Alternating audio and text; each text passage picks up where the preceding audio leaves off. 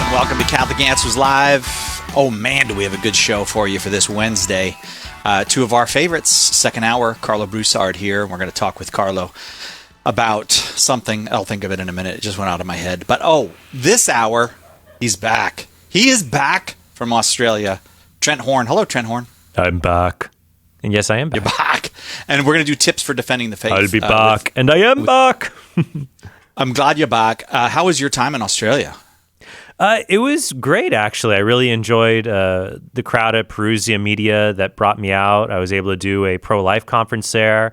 I went down to Wollongong, so down to the Gong with everyone. Oh, you went down to the Gong. I went there with Karlo. I went down to the Gong and was able to speak there. And they were just really happy to see that someone came all the way from the United States, all the way down to Wollongong, Australia. So it was good. Unfortunately, some of the events were marred by the specter of the coronavirus. So, for example, our big pro-life conference, many people who registered did not attend, unfortunately. And in fact, there was an outbreak of the disease, at a high school just nearby, or a few reported cases. But I think I'm doing okay. That's been a while before, and I haven't had any symptoms or anything, but it definitely cast a shadow. Did you tell anybody this before they let you come into the studios, or are you just mentioning this now? I'm sure I sent an email at some basically the point. epicenter of an outbreak of coronavirus on a different continent, and now you're back. Patient zero. Patient zero. But otherwise, aside from that, and what's funny? Things always are the same. When I went to Australia, this might have been before the curve for the United States, but the one thing I noticed there, it was all over the news, that was at the beginning of March, were toilet paper shortages. They're having them there too, and that was like a big deal at Woolworths, which is their grocery store. And the big thing on the news was they had this viral video of two women fighting in the aisles of Woolworths over a pack of toilet paper, and I was like, "Oh man, I hope it's not like this back home." And then I get home and I see the Statue of Liberty, and there's no toilet paper, and I was like, "It was America all along. You blew it up. How could you? You darn dirty apes!" Took all the toilet paper. I do not understand the toilet paper thing. I get the rest of the coronavirus thing. It all makes sense. I don't understand. Like, how did that start? Like, people just panicked about toilet paper. I think there was a thought like I might be stuck at my home for 2 weeks, and then people aren't good at approximation. You think like, how much toilet paper do I use? Because here's the problem: when you go buy toilet paper, to borrow a riff from Jim Gaffigan here, when you buy toilet paper, you always have to buy an undignified amount. You can't ever really just go in and buy 2 rolls. You have to always walk out. You always go and get they sell them in 30 rolls. Like, that guy must really need toilet paper. So then when you think to yourself, if I'm there for 2 weeks and I'm sequestered, how much do I have to buy? It must be 150 rolls if I need 4 toilet papers. But you know what I went out and bought? I bought rice and beans because I figure, rice and beans, because that's going to last. It's fine. You might need toilet paper for that. Toilet paper didn't even occur. By the way, I was that Karlo being on the second hour. It was on the little sheet that we, the little document we all share while we're doing the show. Yes. And then right when we went on the air, somebody cut it off, took it off there. It was like a magical thing. I'm just introducing Karlo. Second hour we're doing, so Nick, what are we doing second hour with Karlo? Overcoming obstacles to belief in God. I knew it was something good. I just couldn't remember what it was. This hour, we've got Trent Horn with us. He's back from Australia. If you want to ask him about Australia, that's fine. But mostly we're doing tips for defending the faith. 888-318-7884, the number. 888-318-7884. Trent started out in his apologetics career as someone who defended human life in all of its stages, and now he has, I suppose, grown would be the way. He didn't give up. He didn't grow out of being pro-life. I've expanded my apologetics. Yes, I expanded my apologetics. Yes. And what's funny is, when I was doing my pro-life apologetics on university campuses, I frequently had to engage in arguments about God, about Christianity, because people would say, abortion is okay because there is no absolute right and wrong, or you only believe that because you're a Christian. Well, I don't. I have good, solid reasons to believe this that are not religious, but even if I were, what's wrong with being Christian and having Christian morality? Well, because Christianity's made up. Okay, good. So I actually, in the course of my pro-life work, had to engage. I remember this was probably back in, I want to say 2006 or so, back in 2006, 2007, I was doing these college tours, And our group, Justice for All, which brought me out, their website is jfaweb.org, they had me do a Christian apologetics training. And it was nice because it was half Catholics, half Protestants in attendance. And so we were focusing on learning about how to defend mere Christianity. And then after the session, we all had dinner later and we chatted about the differences between Catholics and Protestants. And so what's interesting here, like especially when you do pro-life work, I think Pat Madrid has an anthology out called Surprised by Life. Yes, he does. Yeah, so Pat did a series of books called Surprised by Truth about people who became Catholic. Surprised by Life were about, and happens to a lot of people, they become Catholic through the pro-life movement because the Catholic Church has been the backbone of the pro-life movement in the United States even before Roe versus Wade. And so people, when they see the authenticity there, people praying their rosary nonstop to end abortion, their interest is piqued. Probably the two most famous examples of this would be Bernard Nathanson and Roe, Norma McCorvey. Oh yeah. Who Norma, I think, became evangelical and then later ended up becoming Catholic. And Bernard Nathanson was a kind of a secular Jew, and then he became Catholic himself after leaving the abortion industry. But that's, Trent, I am going to go to calls, and the lines are filling up. But if you'd like tips on defending the faith, and if you'd like to ask Trent Horn a question, 888-318-7884 is the number. That's probably consistent with even the earliest days of the church, which was pro-life in the sense of defending the lives of children, even rescuing children who had been thrown away, which was not uncommon in the Roman Empire to just throw a child away at birth. Yeah, it was safer. Abortions did happen at that time period because we know from the Greek physician Hippocrates, he said physicians should not give women pessaries to induce abortion. But at that time, infanticide was sometimes safer than abortion. You just abandon the baby after they're born, essentially. But Christians were the ones who were rescuing them, as you said, yeah. Yeah, so I think far from sometimes that pro-life thing, it puts people off of. I don't think that that's true. I mean, I'm sure that there are individual cases where that might be true, but I think the consistent witness of the church in favor of life and dignity is actually something very, very attractive. Right. Absolutely. 888-318-7884, the number. Trent Horn is our guest. Trent is the author of many books. His latest book is Can a Catholic Be a Socialist?, which he wrote with Catherine Pacolic. I knew you were going to help me out there. Catherine Pacolic. Catherine has her PhD in economics from Harvard, and she's an associate professor of economics at the Catholic University of America. And so that's been helpful. And by the way, if you have a copy of Can a Catholic Be a Socialist?, feel free to leave an online review at Amazon or at other book retailers, because we've had a few people go and leave reviews, somewhat negative reviews, that I don't think actually read the book. And what's funny is I've noticed some people who have been critical of the book who actually have never read it. It's funny, one of their criticisms is that I shouldn't speak about subjects I don't know what I'm talking about. Now, first, of course, the church has a position on socialism, and I'm a Catholic apologist. I can't speak to that. But that's why I also asked an economist who teaches economics at a Catholic university to jump on board the book as well, who certainly does know a thing or two about economics. But yeah, so it's been funny side. There have been people who've been leaving reviews. I guess this is my first book. This is my first book that I've ever seen to be review bombed by people who just don't like the idea of its message and want to tank it. So if you have read it, if you want, I don't care if it's positive or negative. If you want to leave an honest review, I would certainly appreciate it. Consider doing that at Amazon or at other book retailers. This hour with Trent Horn, tips for defending the faith. Up first, Daniel in Fort Worth, Texas, watching on YouTube Live. Daniel, your question for Trent. Hello? Hi, Daniel. You Hello. Got a question for Trent? Oh, hi. Hey.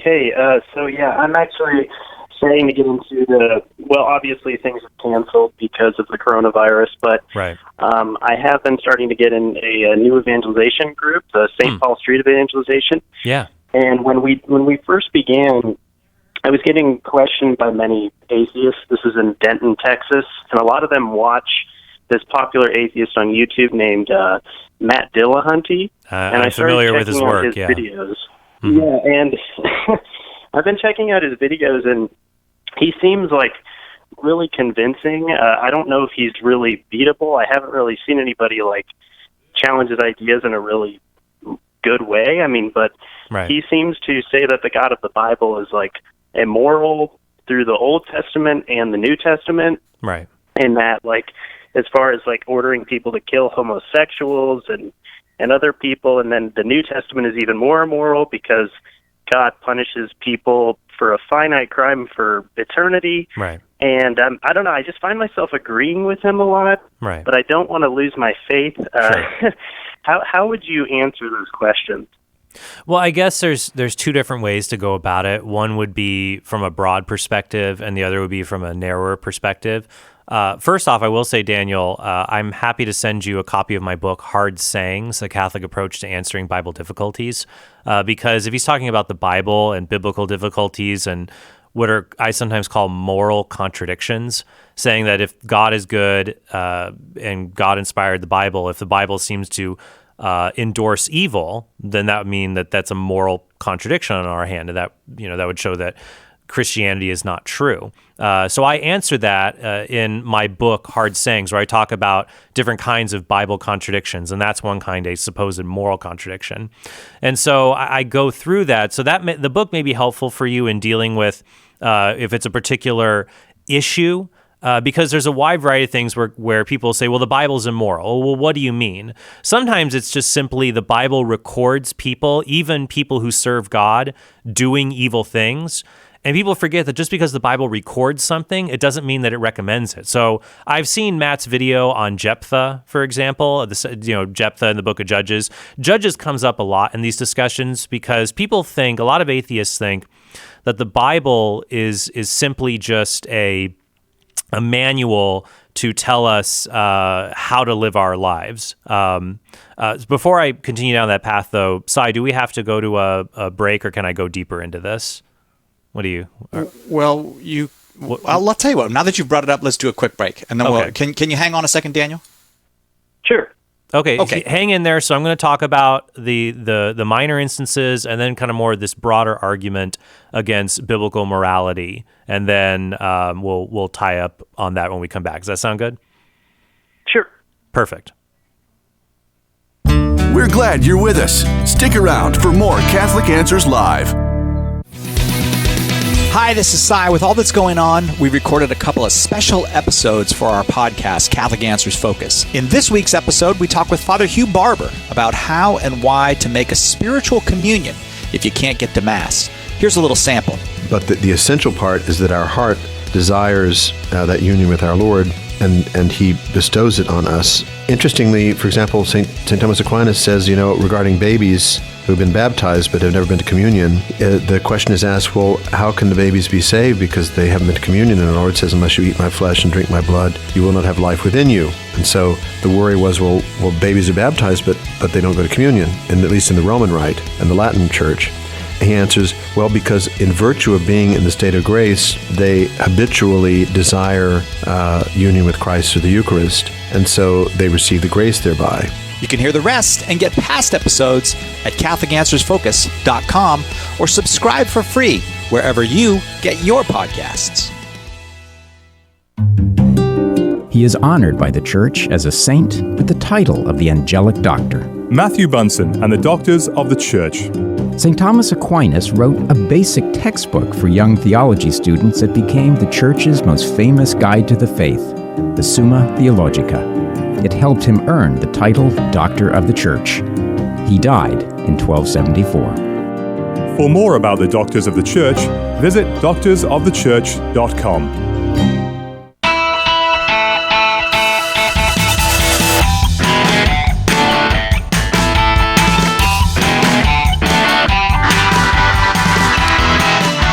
Welcome back to Catholic Answers Live. Trent Horn, our guest this hour. And our topic, tips for defending the faith. On the line is Daniel in Fort Worth, Texas, who wanted to know about speaking with atheists who might say that the scriptures are immoral. And Trent, you were in the midst of answering that. Okay, yeah. So Daniel, what I wanted to say was that you can approach it sometimes on just clarifying a particular story or incident in the Bible that a person may be misunderstanding. That's one approach. The other approach is to ask kind of broader questions about morality itself. So I've seen a lot of Matt's videos. I would be happy to engage him maybe in a public debate. So we'll see if that materializes in the future or not. But and I also take some of these videos. I'm doing a rebuttal series for my own YouTube channel. I have a podcast called The Council of Trent, and I have a YouTube channel. You can just search Council of Trent, COUNSEL. And so I've been doing responses to these kinds of anti-Catholic or anti-Christian YouTube videos. So maybe some of Matt's videos will show up on there in the future. I'm not short for content when it comes to that. What I was saying though about the Bible is some atheists think that the Bible is supposed to be like a manual that God wrote himself and just kind of shipped down to earth to tell us exactly how to live. But it's not. It's fully human in its composition and fully divine in its inspiration. And so God used the biblical authors to write through a variety of genres, and some of these genres are historical, and through them, God tells us what not to do. The book of Judges is like that. The book of Judges is just all about Israel completely messing up and rejecting God, and you see the terrible consequences that flow from that. So Jephthah, for example, is someone who made a foolish vow and didn't worship God properly, and as a result committed an act of barbarity. It's debated exactly what he did, but suppose he did the worst he did, which is he sacrificed his own daughter in order to achieve a victory against the Canaanites. That would be an example that God never told Jephthah to do something like that. That's just an example of God allowing someone to experience the tragic consequences of their own sins. And you see this all throughout Judges. The last story in the book of Judges involves gang rape, dismemberment, murder, kidnapping. And the whole point of the story is summed up in the last verse of the book of Judges, which is Judges 21:25, which says, "At that time there was no king in Israel, and every man did what was right in his own eyes." And so that's dealing with relativism and what happens when you are your own source of morality. So that's one angle. And speaking of relativism, you could also go the broader angle. You can say, well, okay, if you're saying that God is immoral, what do you mean by that? Are you saying that it is a fact that what God did in the Bible was wrong? What do you mean by that? Or is it just your opinion that like you don't like what the God of the Bible did? So it's either your opinion, you don't like it, or it's a fact that what God did was wrong. So if it's just an opinion, well, why should I care about your opinions? Like I don't let your opinions about food or movies or sports teams to force me to act in a certain way like moral facts do. But if if you're saying it is a fact that God or human beings can do something that is wrong, I would say, well, prove it. Prove this that this moral fact exists. Why should I believe in this immaterial, universal thing you're talking about that dictates how we ought to live with one another? Now, people might say, oh, well, you can use science. Right? You can use science to determine what happens in nature, but science cannot tell us what ought to happen or what our goals should be or what our normative values should be. So I might turn the tables and just say, well, wait a minute. If God does not exist, you don't have a foundation to say that it is a moral fact that what God or someone else did in the Bible was wrong. But I, as a Christian, if I believe God is perfect being itself, just his perfect goodness, then I have a foundation for a universal perfect standard of morality. So those are two different routes I might go. I might challenge them on where does their moral standard come from? And remember, it has to be a fact that they can demonstrate, not just an opinion. And then I might try to show them some of their assumptions about in the biblical text might be wrong. It could be just describing evil without endorsing it. It could be regulating evils with a goal to eventually end them. Sometimes what people most object to is say, well, God has no right to kill people, and they don't like when God smites someone. But here's the thing. If God gives us life, he certainly has the right to take that from us. I mean, if I, Daniel, were to give you $20 today and $20 tomorrow and $20 the next day, if I did not give you $20 after that, would you have a right to be mad at me? I mean, I guess, well, if I got used to it, I guess I could be mad at you, but I mean, it's your discretion whether you give me $20 or not. Right. I mean, you might say, oh, I'm disappointed, but you couldn't have a claim saying that like I had to if I just gave it to you of my own accord and I didn't owe it to you. if I gave you money today and money tomorrow, and then I say, well, I'm just not giving money anymore because I don't have to, because it's my gift to give to you. And the same is true for God. If God gives us life today and life tomorrow and life the next day, he doesn't have to give us life any other day after that. God is not under any he was not obligated to create any of us. And of course, we're talking about here about life just in this earthly life. He did create us to be able to have eternal life with him. And so it's up to us whether we want to accept that or not.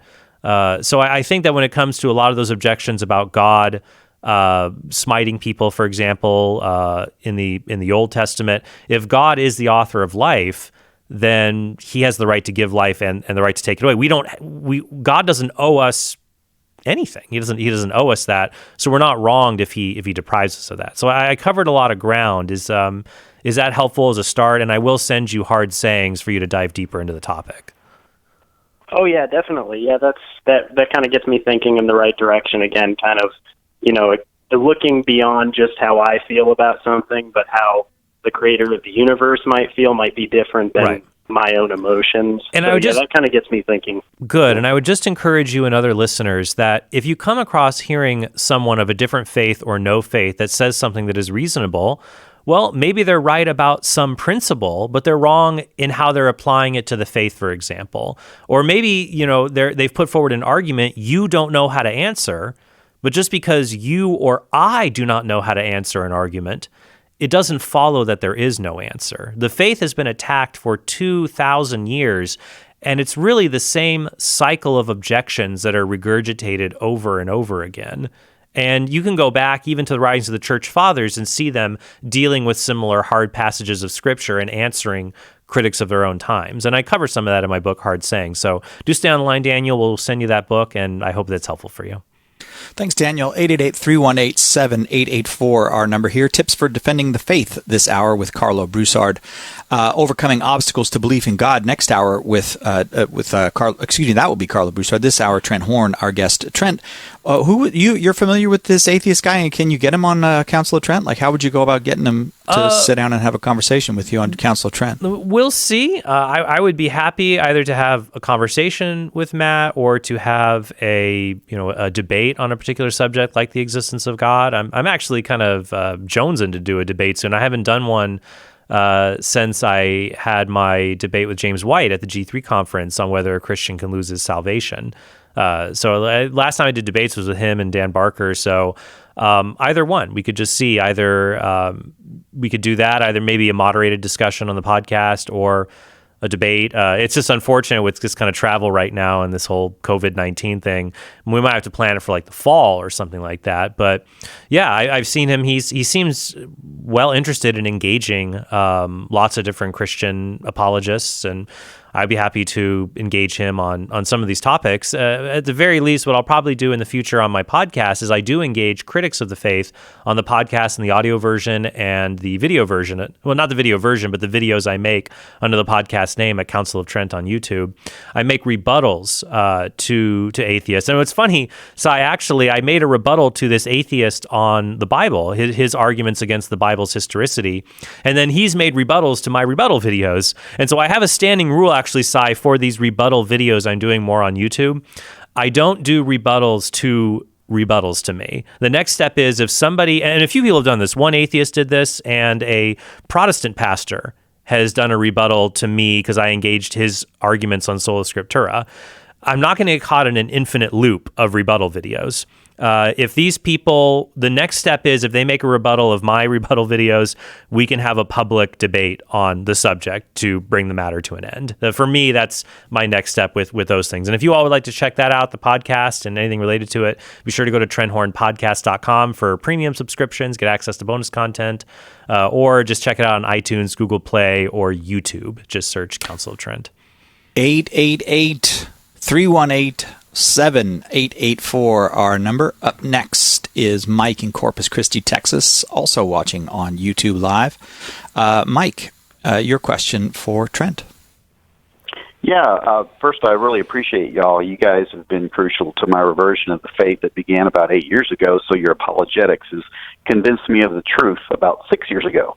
So it began 8 years. Praise God. Y'all guys convinced me, along with folks like David Anders, Scott Hahn. They're great. So my question is, in sort of this new age that we're going to be living in here, we're not going to have as much face-to-face apologetics capabilities.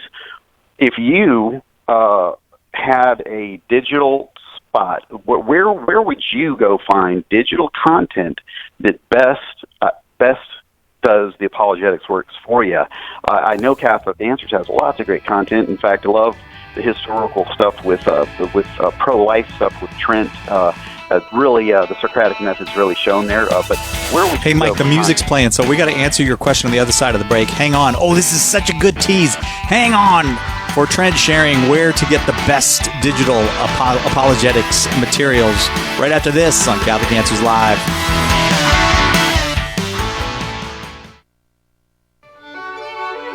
This is Dale Ahlquist of the American Chesterton Society, and you're listening to Catholic Answers Live. Every Catholic has heard the challenge. How can you believe that? Don't you know the Bible says? It's a challenge we have to meet. If we can't reconcile apparent contradictions between Scripture and Catholic teaching, how can our faith survive? And if we can't answer our Protestant brothers and sisters, how will they ever come to embrace the fullness of the faith? In meeting the Protestant challenge, apologist Karlo Broussard gives you the knowledge and tools you need to answer 50 of the most common Bible-based objections to Catholicism. Be prepared to give an answer. Order your copy of Meeting the Protestant Challenge today by calling 844-239-4952, visiting shop.catholic.com, or asking for it at a good Catholic bookstore near you. Many Catholics ignore the Bible. They say they have the Church instead. But we should embrace sacred Scripture, not just as the revealed Word of God, but as a Catholic work, intimately connected with the Church from the earliest centuries. In The Bible is a Catholic Book, apologist Jimmy Akin shows how the Bible cannot exist apart from the Church, in its origins, in the truths it contains, in its careful preservation over the centuries. Scripture is inseparable from the Catholic faith. This is fitting, since both come from God for our salvation. If you're a Catholic who sometimes gets intimidated by the Bible is a Catholic Book will help you better understand and take pride in this gift that God gave the world through the Church. After all, Catholics are the original Bible Christians. Order your copy of The Bible is a Catholic Book today by calling 1-844-239-4952, visiting shop.catholic.com, or asking for it at a good Catholic bookstore near you.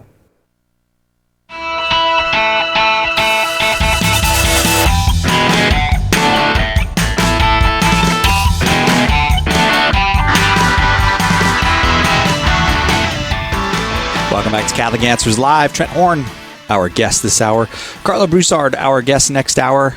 And we're doing tips for defending the faith this hour, 888-318-7884. If you don't usually join us here because you're at work or your schedule has you doing other things, but that schedule has changed for the moment, we're very happy that you're here. I want to make sure that you know anyone is welcome to call. You don't have to be Catholic. You don't have to agree with us.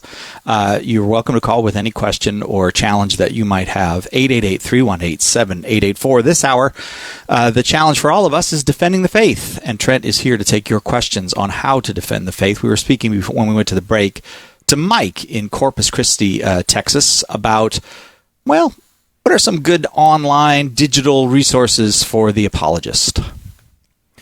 Right. And so, Mike, what I would say is that definitely checking out Catholic.com during this time, that we have a lot of wonderful resources, articles, videos. A good resource that is launching new content now is our School of Apologetics. So if you go to schoolofapologetics.com, we have already a course called Introduction to Apologetics with Jimmy Akin, our senior apologist.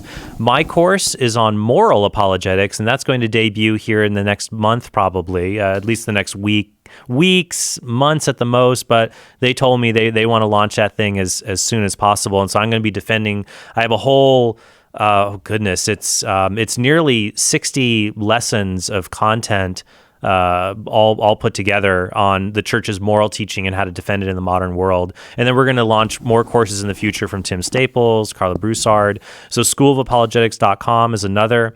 And we have a lot of great friends at other apostolates who are offering great content, at EWTN.com or Word on Fire or Ascension Press. We all believe we're each co-workers in the vineyard working together to lead people to Christ. And so we're always happy to refer people to that kind of content to be able to access and share with others. But yeah, I would just say during this time, especially if you're locked down, so to speak, just to find creative ways to still have face-to-face interactions with people, like Skyping or FaceTiming with someone you don't normally speak to. Just say, hey, I know we haven't spoken in a while, but things are weird right now. I just wanted to see how you're doing, and just kind of have a conversation from there, and offer to pray for the person if they're going through a financial difficulty or a health difficulty, and just to be Christ to that person, even if you can't be hands and feet, arms or hands to embrace the person, at least the voice and a face for them to be able to recognize and find comfort in. So is that a helpful start? Absolutely. Those are great. Those are great sites to look for. And I'd also recommend, I know Word on Fire is doing this and other priests are doing this as well. They're live streaming Mass. So it's important for us to, now we have a lot of time on our hands, maybe many of us who didn't go to daily Mass, who may not have gone to daily Mass as much, we can go to daily Mass more and prayerfully be a part of that and seek spiritual communion through live streaming. And we're blessed now. We're so blessed now. If you compare to Christians throughout history, those who dealt with the plague in the 14th century, whether bubonic plague of the 14th century, Justinian's plague of the 6th century, persecution under Emperor Diocletian in the 3rd and 4th centuries.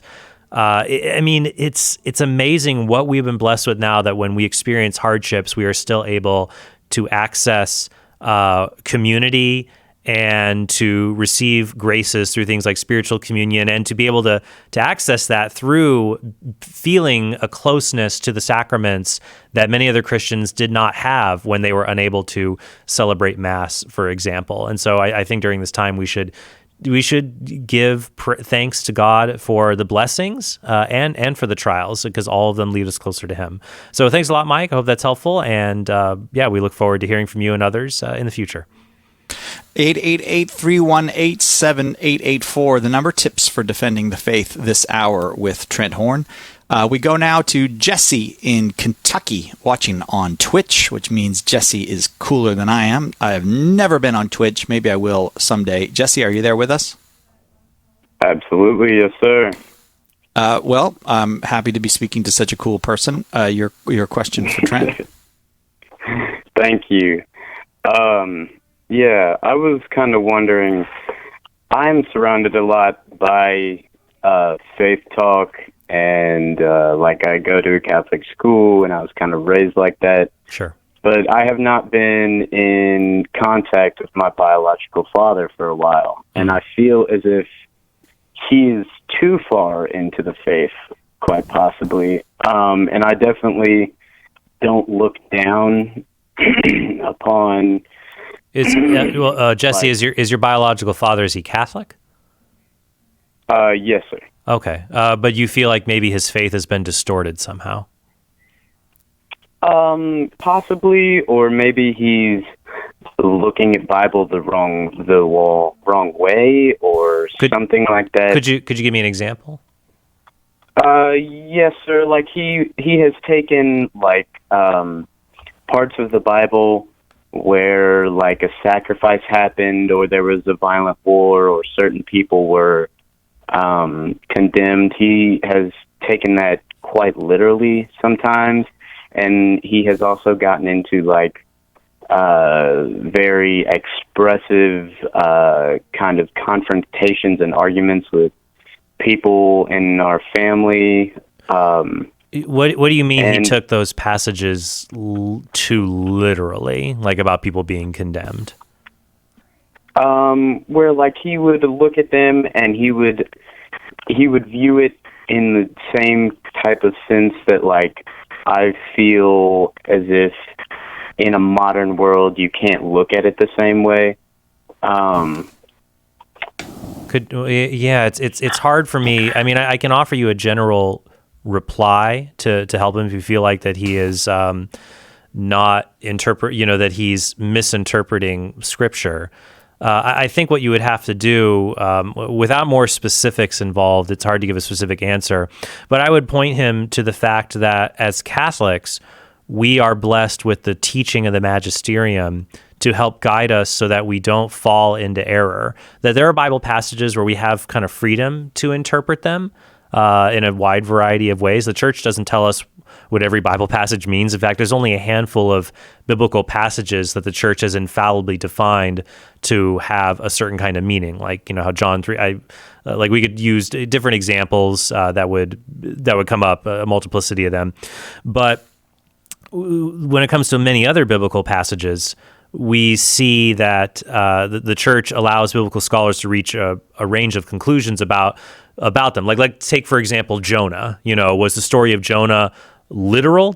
Was Jonah really swallowed by a great fish, for example? Or is the story of Jonah more of a parable, like the story of the prodigal son? And so it's a piece of didactic fiction. And the church doesn't have a definitive answer to that question. So what I would say, though, you should point him to are some Bible verses like 2 Peter 1:20 through 21, which says that no prophecy of Scripture is a matter of one's own interpretation, that it doesn't come from us. It comes from being moved by the Holy Spirit. And the church gives us guardrails to know when our interpretation kind of goes off the rails by comparing that to the teaching in the catechism, for example. So I would say if there's a particular issue, you'll want to try to bring us something specific from a church document, the catechism, and whatever that might be, because as 1 Timothy 3:15 says, the church is the pillar and foundation of faith. So I think what I would try to do is just, if you feel like a certain interpretation is not something within the boundaries that the church allows, to try to find something in the church's magisterial teaching to show him that, whether it's from the catechism or an encyclical or something like that. So is that a helpful start? Yes, sir. Okay, and then I also point him to 2 Peter 3:16, which says, so 1 Peter 1:20, and then 2 Peter 3:16 says that Peter says there are things in Paul's letters that the ignorant and unstable twist to their own destruction. So even St. Peter says, look, you can read the Bible and you can twist what it means to your own destruction. And to say, look, it's good that you're reading the Bible, and to affirm him, say, hey, it's great you're reading the Bible, because there's a lot of Catholics who don't read their Bibles, let their Bibles collect dust. So affirm that it's great, and let's read the Bible together, or let's do a Bible study together, like read the Ignatius Catholic Study Bible together and go through the footnotes in that study Bible, and some of them might correct some misunderstandings that he's having. So I think affirm his love for Scripture, but provide him resources that might help him if his interpretation goes out of bounds. So I hope that's helpful to you, Jesse, and I hope I'll ask our listeners to pray for you and your father in your time of biblical understanding. So thank you very much for calling in. This hour, Trent Horn, our guest. Thanks very much, Jesse. Trent Horn, the author of Why We're Catholic and Answering Atheism, among many books. And he's taking your questions on how to defend the faith. If you'd like tips on defending the Catholic faith, 888-318-7884. And if you'd like to kind of be building up your Catholic library, we've got quite a few books on sale in a 5-pack. Basically, you pick a 5-pack of books from Catholic Answers off of a list of books that are available for this deal, and you get them for $25. That's $5 a book. I did the math off the air, so I know that is true. You just go to shop.catholic.com right now and get your 5-pack for $25. Shop.catholic.com.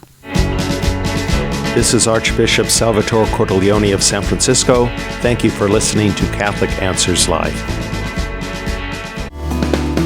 Homeschool Connections, an online provider of courses for your Catholic homeschool, is a sponsor of Catholic Answers Live. Homeschool Connections website is homeschoolconnections.com.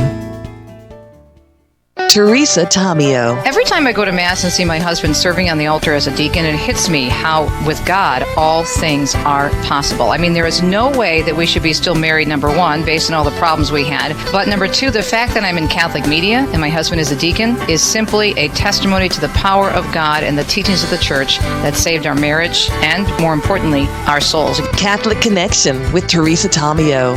Monday through Friday at 9 a.m. Eastern on EWTN Radio. You've heard that St. Paul Street Evangelization supports hundreds of teams of evangelists sharing the good news. But did you know that some of these teams are public prayer stations? Set up a sign on the sidewalk and offer prayer and encouragement to those you encounter.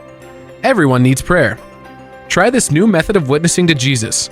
Contact St. Paul Street Evangelization to get started at streetevangelization.com. That's streetevangelization.com.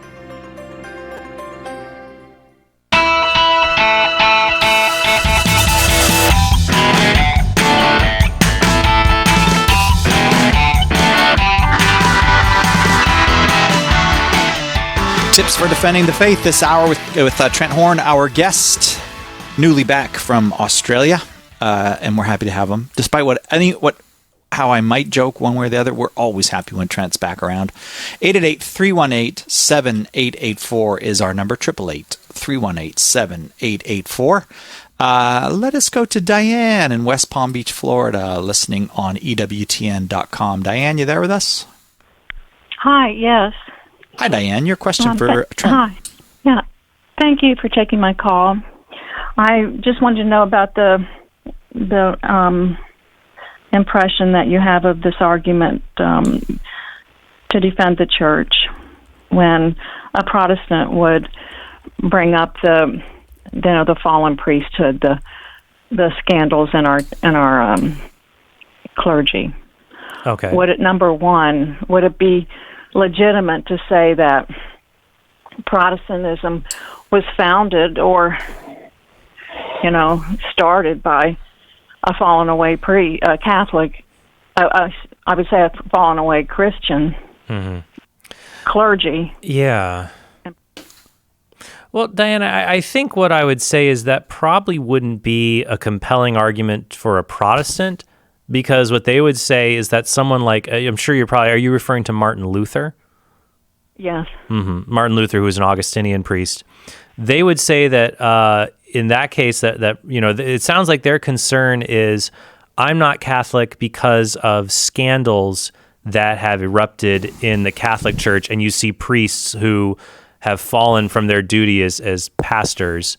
And if you say, well, look at Martin Luther, he fell from his duty as a pastor. And I think what they would say is, actually, he did not fall in his duty towards Christ. And they would say that Luther was faithful to Christ and did a good thing in leaving the Catholic Church and being one of the cornerstones of the Protestant Reformation. So I don't think that would be a great argument.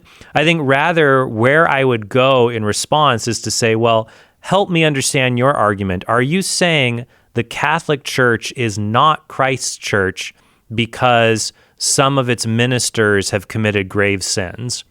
And then if that's the case, does it follow that, I would say to him, where is Christ's church? And I'm sure he would say, well, it's all around us. It's among all of us who are believers. Okay, so we're all kind of ministers in Christ's church, priesthood of all believers, which we as Catholics also believe in. We just believe in an additional ministerial priesthood as well to administer the sacraments. You might say, well, look, if Christ's church is all of us who believe in Jesus, and some of the ministers in the church you believe in commit grave sins, does that mean that Christ's church doesn't really exist anymore? No, obviously not. You could say Jesus never promised that his ministers would be free from sin, even grave sin. Rather, he promised there would be trials and tribulations. There would be people who would claim, they would say, Lord, Lord, we prophesied in your name. And Jesus would say, I never knew you. You who practice evil, depart from me. He told us there would be people who would fall away from the faith, people who would depart from the faith. And we're simply called not to be like them. So I think my response when someone brings this up, I like Tim Staples' short response is this: look, I am not going to abandon Peter because of Judas. That's why I'm not leaving the Catholic faith because of some clergy or lay people who have committed grave sins. I'm not going to abandon Peter because of Judas. You could say the same thing to a Protestant, just as you wouldn't abandon Jesus because of Judas. I'm not abandoning Peter because of Judas. So is that a helpful reply? Yes, it is. Great, perfect. Would you say that what I brought up the first time was kind of cruel and heartless? No, I don't think inconsequential.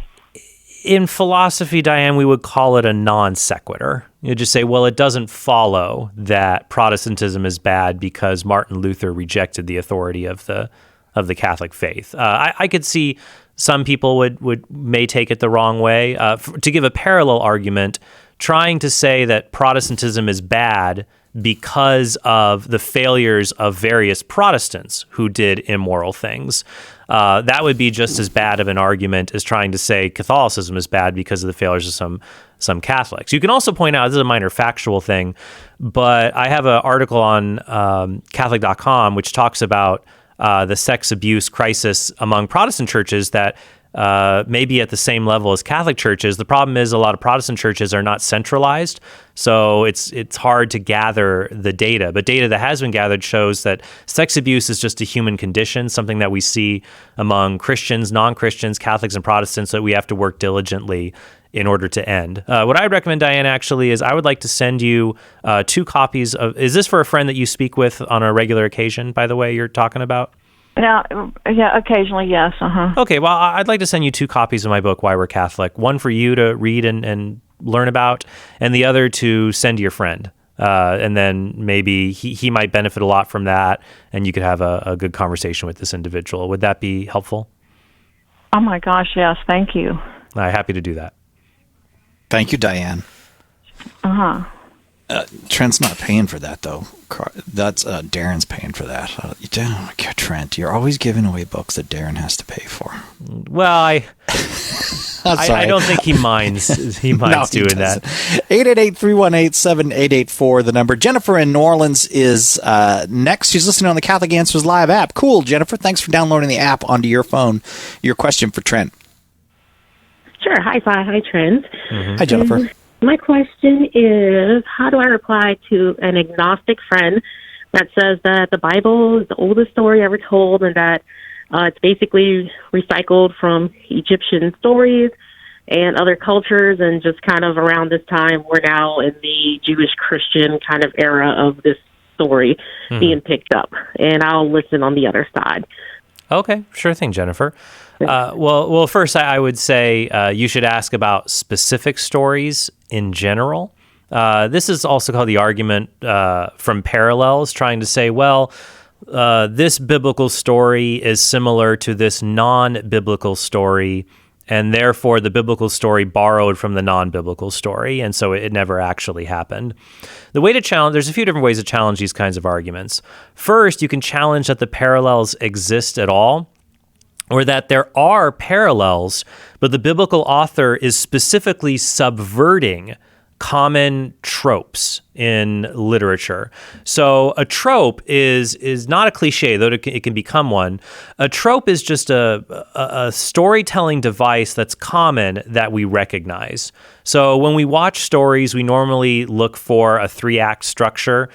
Something is building, and there's tension, and then there is climax, and then there is resolution. That happens both in fictional stories and in many non-fictional stories. That's just how life happens. And when you describe it in a literary way, you use these various kinds of storytelling devices. Not that they're fictional devices, but just ways of arranging a story for people to understand. So to give you an example, let's take Noah's flood. A lot of critics will say this isn't an Egyptian story, it's a Babylonian story. They'll say that Noah's flood is a shameless ripoff of a Babylonian epic called the Epic of Gilgamesh, about someone who the gods send a flood and save a lone survivor, and they'll say, oh, so it's just like that. Well, no, it may be the case that there is a collective remembering of a devastating flood in the region, and that the biblical author is purposely subverting this account. So, for example, when you compare them, in fact, the Epic of Gilgamesh is probably derived from an earlier epic called the Epic of Atrahasis. And in these stories, the gods flood the earth because human beings are noisy and there's too many people. And so the gods are scared of the floodwaters and they run away from the floodwaters. But in Genesis, what's amazing here is that God floods the earth. He's not afraid of the floodwaters. He's not afraid of anything. And he floods the earth as a judgment of sin. Back in the beginning of Genesis, God told Adam and Eve, be fruitful and multiply, which subverted common attitudes in Babylonian epics at that time. So this is not wholesale borrowing. This is showing that the God, Yahweh, the God of Israel, is the unique true God. In fact, when you look at Genesis 1:1, the beginning of Genesis, the creation story in Genesis is different from other ancient mythological epics because God does not fight another god and make the world. God does not engage in copulation with another god to make the world. God just speaks and makes the world by fiat of his own will.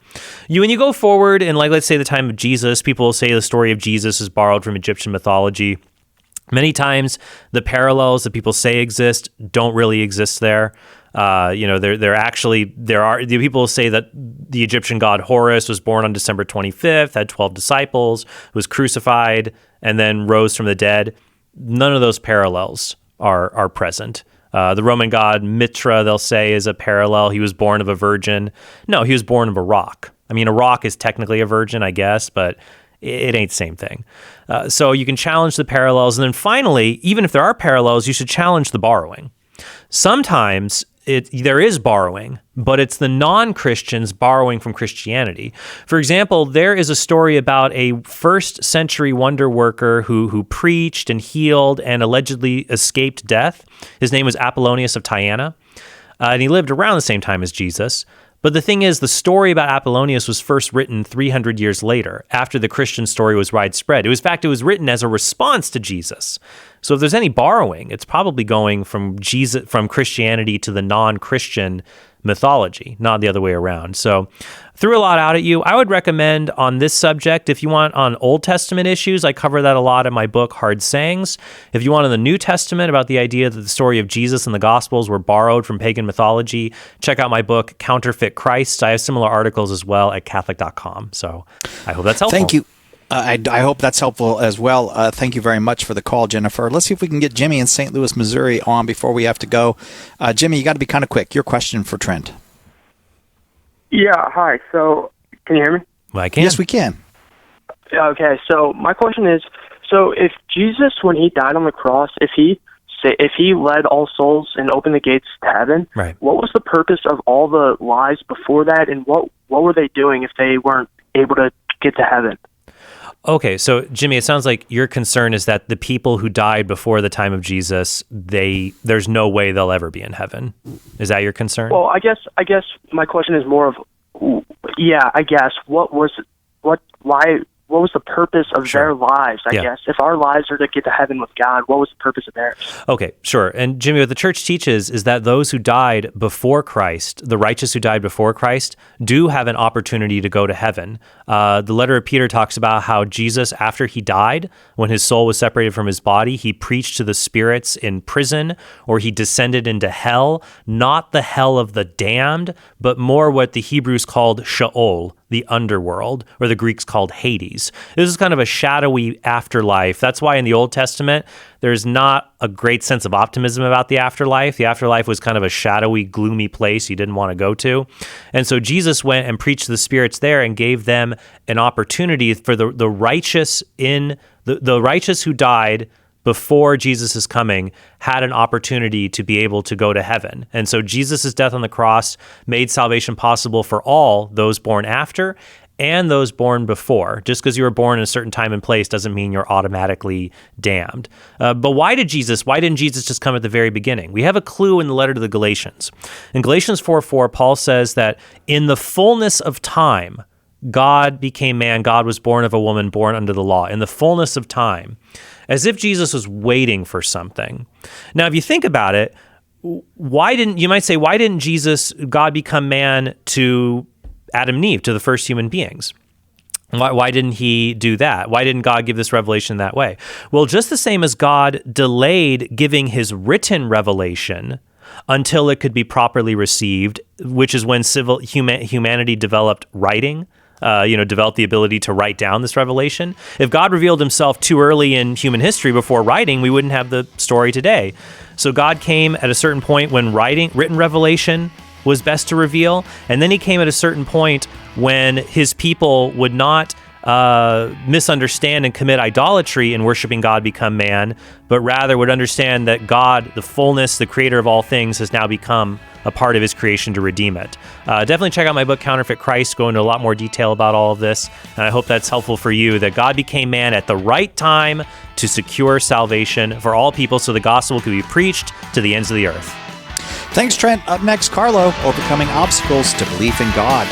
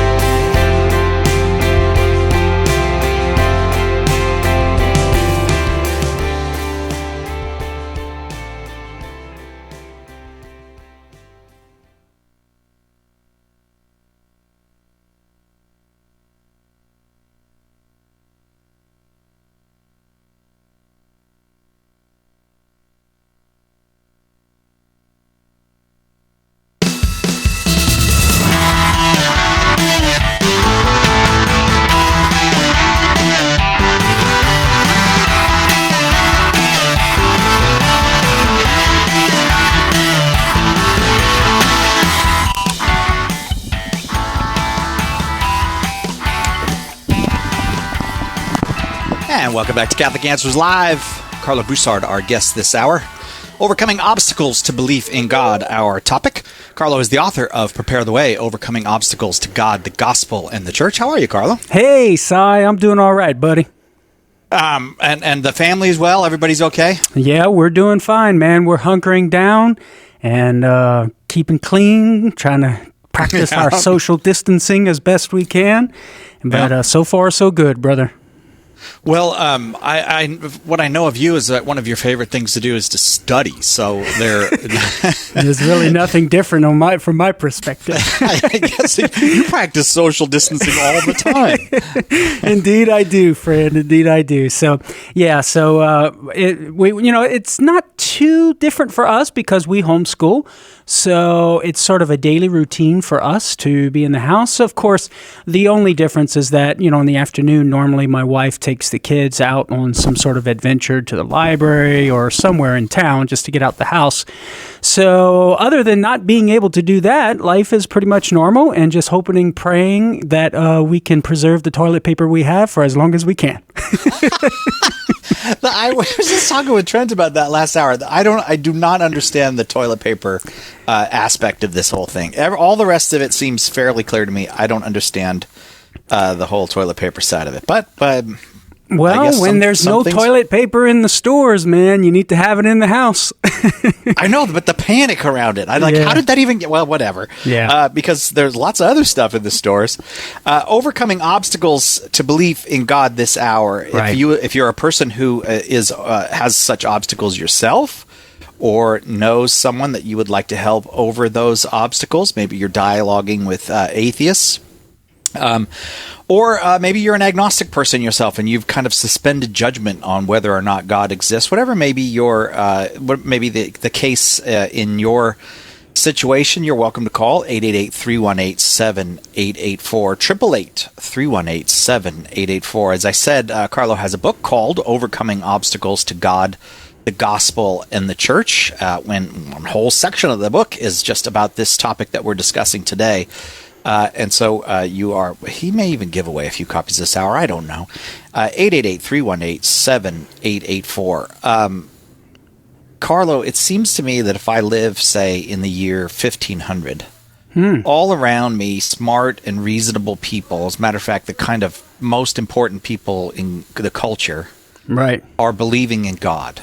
Yeah. And today, I look around and I say, look, there's all these very smart people, and some of the makers of culture, a whole bunch of them, and they don't seem to be believing in God. So maybe, what am I supposed to make of that? Like, how can so many smart and apparently reasonable people not be believing in God, but I'm supposed to? Yeah, well, it seems as if there are two challenges, there are two obstacles that I can identify. One, the first you mentioned, or I thought you were going in the direction of, was the idea that, well, we're just sort of socially conditioned to believe in God. And then the second obstacle being, well, it seems as if only smart people don't believe in God. So if I want to be smart and I want to be intellectually responsible, well, then I need to give up on this whole God thing and embrace atheism, or at least agnosticism, right? So if those are the two obstacles, well, then I think we can we can help people overcome the first obstacle, the idea of that belief in God is socially conditioned. I think the problem with that challenge is that it simply skirts around or bypasses the ultimate question, and that is, does God exist? Because notice the challenge tries to offer an explanation for one's belief in God.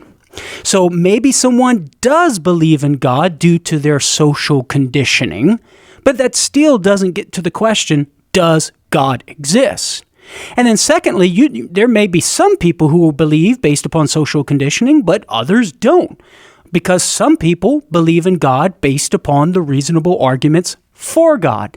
In fact, some even go further, I would say, and not only believe that God exists, but would claim they know God exists because they've worked through some of the philosophical arguments that the premises can be reduced to first principles, which gives demonstrative knowledge versus probable knowledge.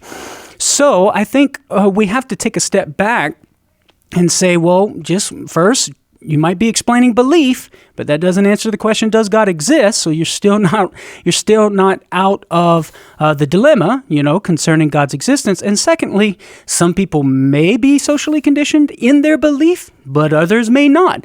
And so I would have to challenge the person and say, well, how do you know everybody is socially conditioned? In fact, when you look at history and the great minds of Thomas Aquinas, etc., they weren't merely socially conditioned in their belief for God.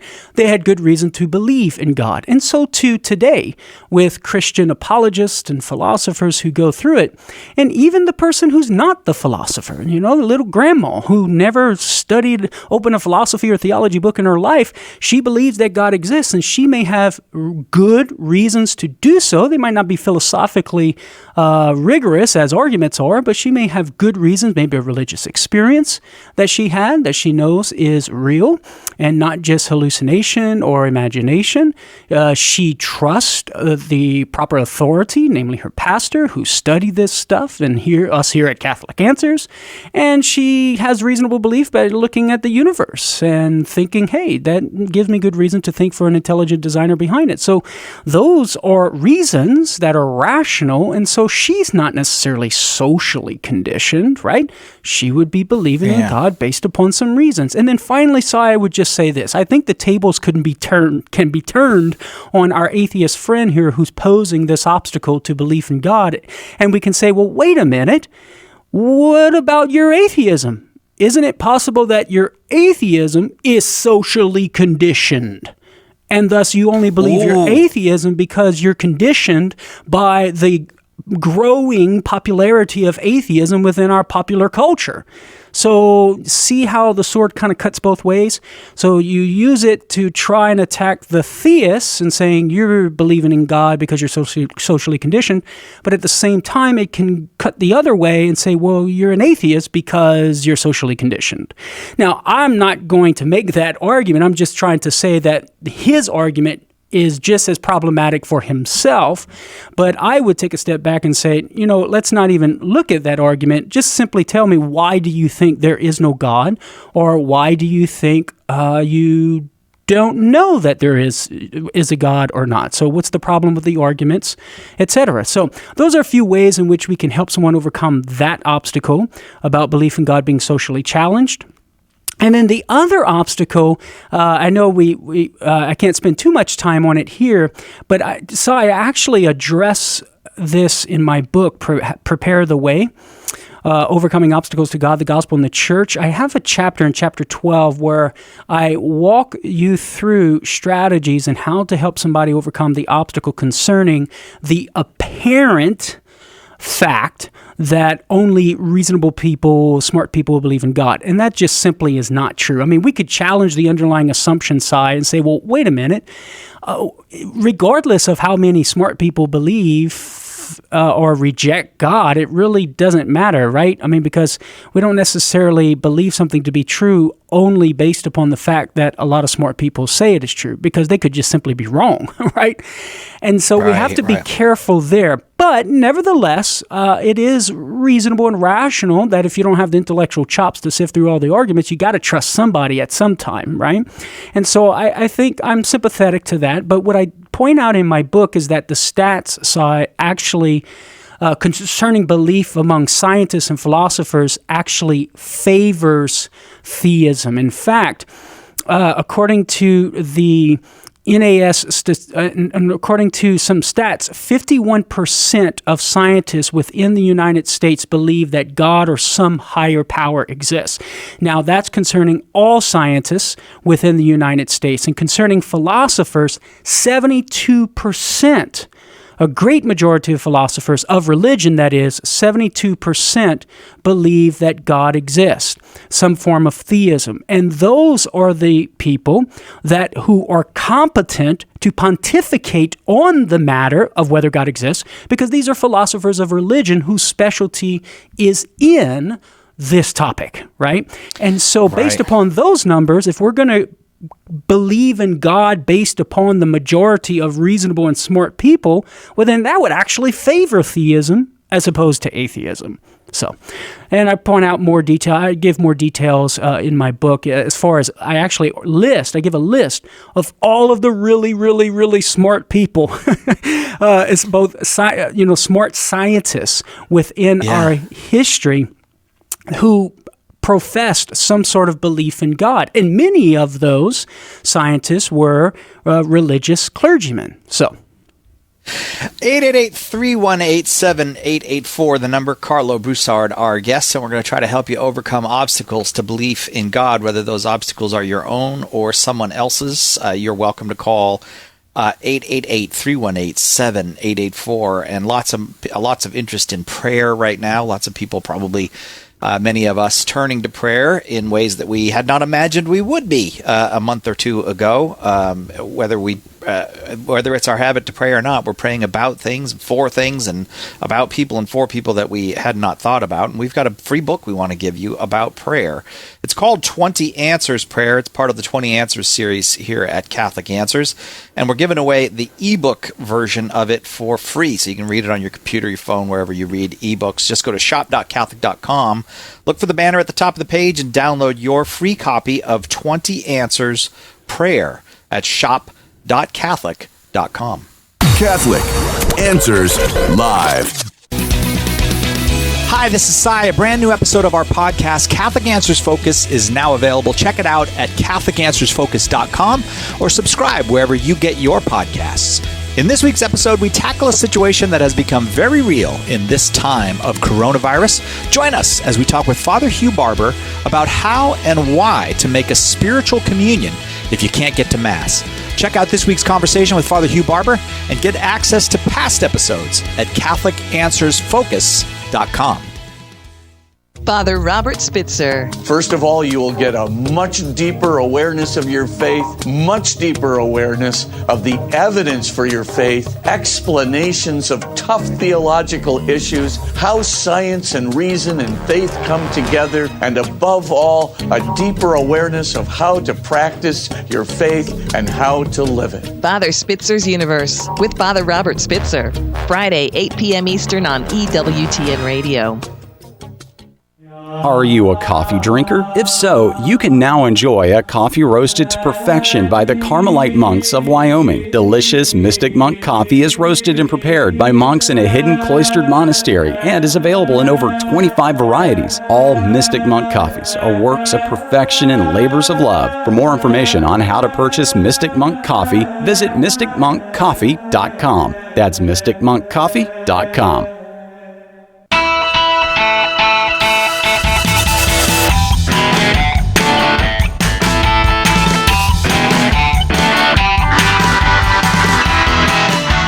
I'll just go over the rules again one time for those of you who are maybe joining us for the first time. Maybe your schedule has changed and now you're availing yourself of the opportunity to see what happens on Catholic Answers Live. You can call whether you're Catholic or not. You can call whether you believe in God or not. You can call no matter who you are or where you are. You just got to dial 888-318-7884. And our topic this hour is overcoming obstacles to belief in God. Our guest is Karlo Broussard. And up first this hour is Emmanuel in Tulsa, Oklahoma, listening on 94.9 FM. Emmanuel, you there with us?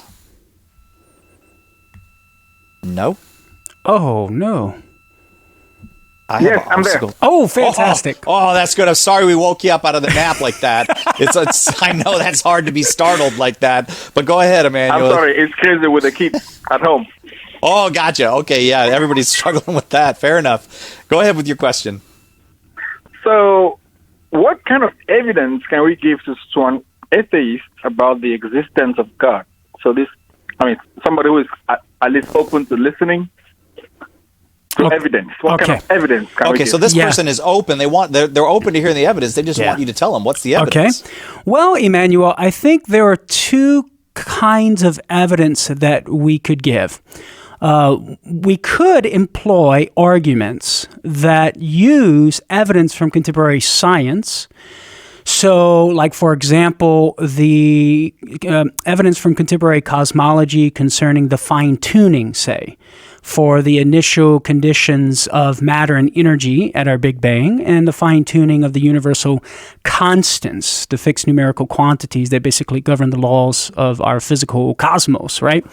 And we could use that as our starting point and reason to the reasonableness of an intelligent designer behind or responsible for such fine-tuning. Or you could look at contemporary cosmology and the evidence for an absolute beginning of time and physical reality, not only of our universe, but even also the hypothetical multi-universe. And evidence for that would be like, for example, the Bordova-Lincoln-Guth theorem, the BVG theorem. And from that, we would employ philosophy to say, well, if contemporary science suggests there's an absolute beginning of time and physical reality, this is known as the Kalam argument, well, then that would necessitate a creator outside of our physical time and space and matter.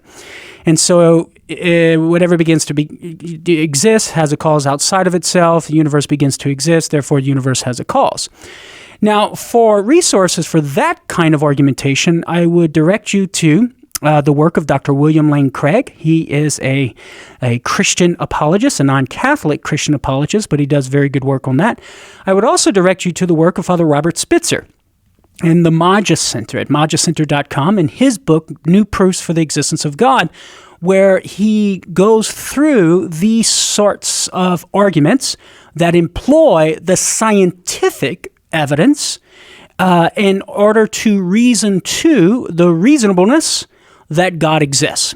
So that's a first kind of evidence, evidence from contemporary science that we can employ. And I think, Emmanuel, this can be helpful for someone who is more scientifically inclined intellectually, as opposed to being inclined to engage in the perennial philosophy of Aristotle and Plato, finding its climax in the writings of St. Thomas Aquinas.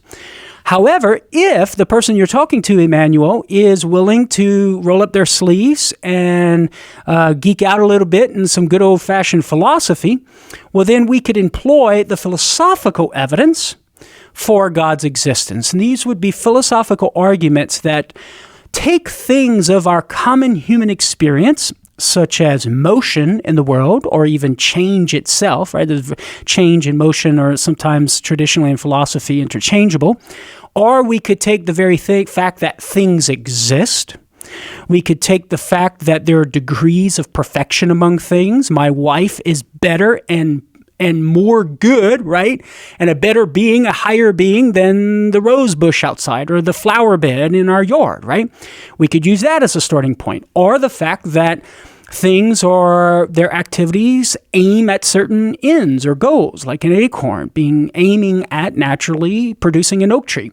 So, Emmanuel, what philosophers do is they take these sorts of things in our common human experience and they're inquiring as to what is necessary, metaphysically speaking, absolutely speaking, for change to exist, for things to exist, period, for there to be degrees of perfection, of goodness within the world, and for there to be the activities of things aiming at certain ends or goals, like the acorn aiming at an oak tree.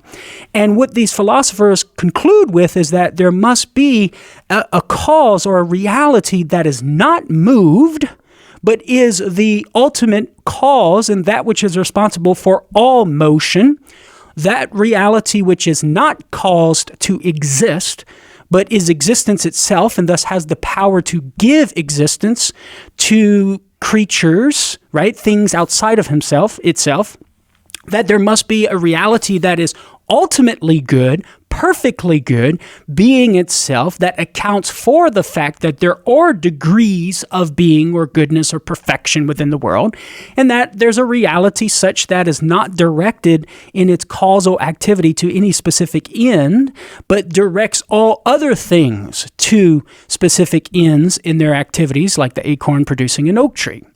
And these sorts of arguments, Emmanuel, are embodied best, I think, in the writings of St. Thomas Aquinas, particularly his 5 Ways, which are in summary form in his Summa Theologiae. But you can check out philosophers such as, for example, popular Catholic philosopher Dr. Edward Feser in his book Aquinas. It's either For Beginners or Beginner's Guide, I can't remember the subtitle, where he articulates these 5 ways and defends them.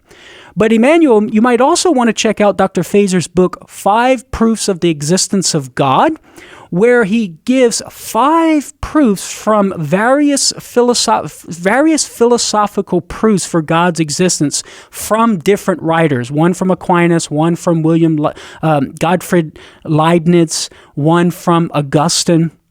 And that would be a great help for you as well. And one last resource, Emmanuel, you got to check out the podcast of my good friend John DeRosa, Classical Theism. Just go to classicaltheism.com, and he has a host of top-notch scholars and philosophers who walk you through the evidence for God. So what do you think about that, Emmanuel? I know that's a lot, but what do you think?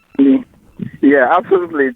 It's a lot. I need to take time to organize all of that and select.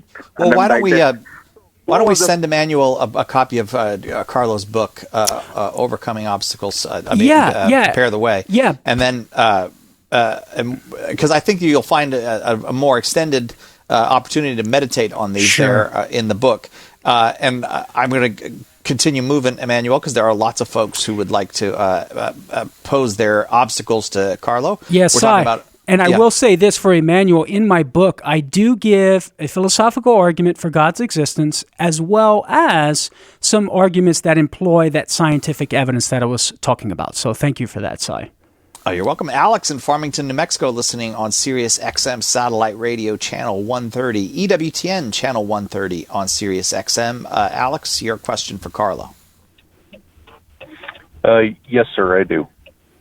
Okay, go ahead. My question is, I see constantly atheists attacking Christians on like YouTube, TikTok, and other social media.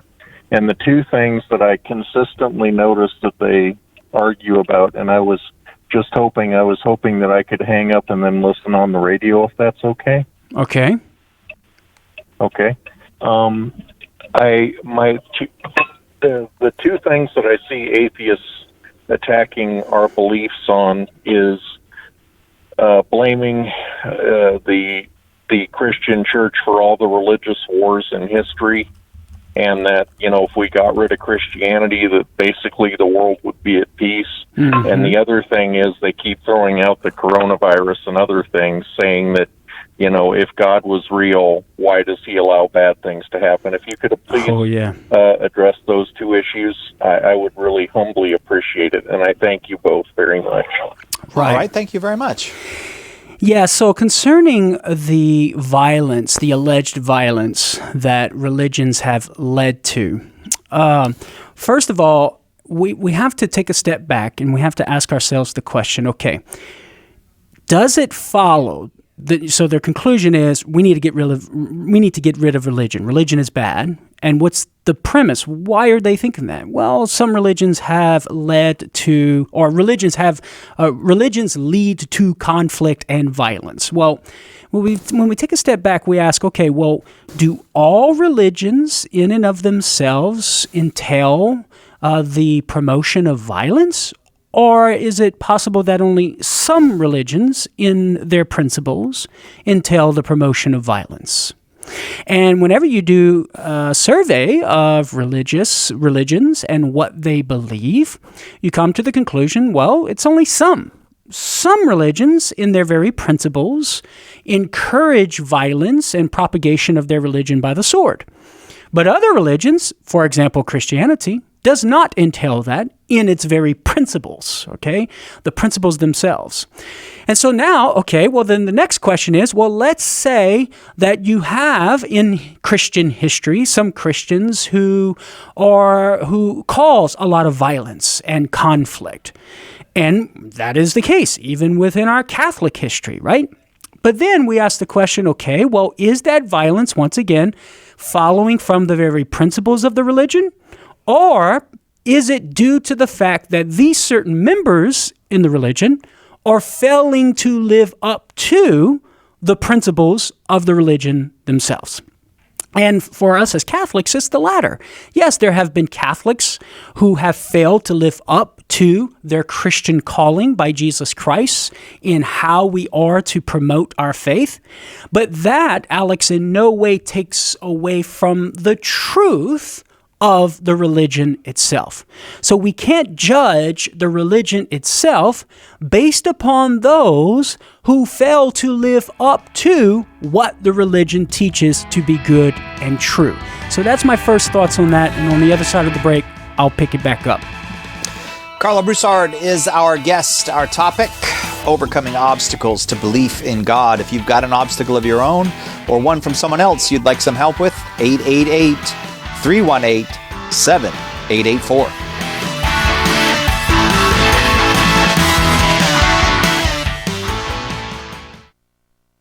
Stay with us for more Catholic Answers Live. Looking for an on-fire Catholic speaker for your event? Catholic Answers speakers will inform and inspire your audience to grow in their Catholic faith. For more information on booking a Catholic Answers speaker, visit CatholicAnswersSpeakers.com today. Every Catholic has heard the challenge. How can you believe that? Don't you know the Bible says? It's a challenge we have to meet. If we can't reconcile apparent contradictions between Scripture and Catholic teaching, how can our faith survive? And if we can't answer our Protestant brothers and sisters, how will they ever come to embrace the fullness of the faith? In meeting the Protestant challenge, apologist Karlo Broussard gives you the knowledge and tools you need to answer 50 of the most common Bible-based objections to Catholicism. Be prepared to give an answer. Order your copy of Meeting the Protestant Challenge today by calling 844-239-4952, visiting shop.catholic.com, or asking for it at a good Catholic bookstore near you. Have you subscribed to the Catholic Answers Radio Club newsletter? This is Catholic Answers Live host Cy Kellett, and I want to tell you about our new weekly newsletter full of behind-the-scenes information and facts you need to know about the show. It's easy to sign up. Just visit CatholicAnswersLive.com and look for the newsletter sign-up box on the front of the page. It's a great way to keep up to date with what's happening with the show and see what's coming in the days ahead, delivered weekly into your inbox. Sign up today for the Catholic Answers Radio Club newsletter and see what you've been missing. Go to CatholicAnswersLive.com. Did you know you can access Catholic Answers Live right from your phone or other mobile device? Download the Catholic Answers Live app today. The Catholic Answers Live app, available now on iOS and Android.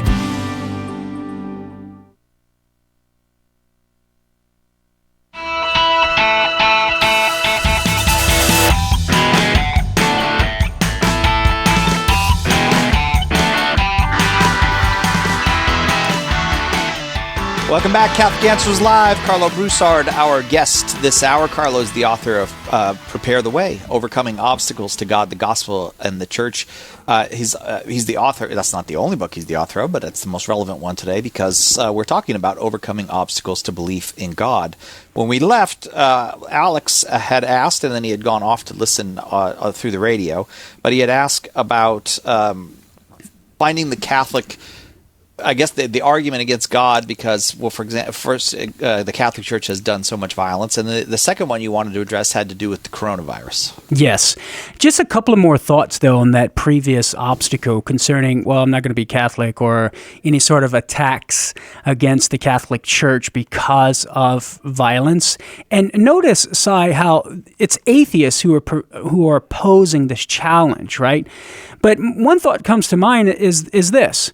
Well, even if it is true, and you don't want to be a Catholic because the Catholic Church has done some bad things in its history, well, it doesn't follow from that God doesn't exist. God still may exist, and from the atheist's perspective, the Catholic Church just might be some group that is messed up, right? Yeah, and so they right. still have to address the God question, whether God exists or not.